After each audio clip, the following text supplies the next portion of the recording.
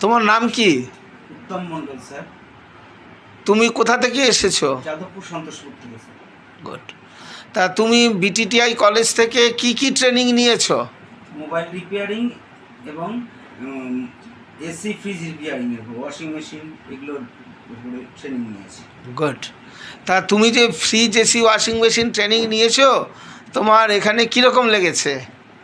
স্যাররা খুবই ভালোভাবে ট্রেনিং দেন এবং জাবও প্রোভাইড করেন।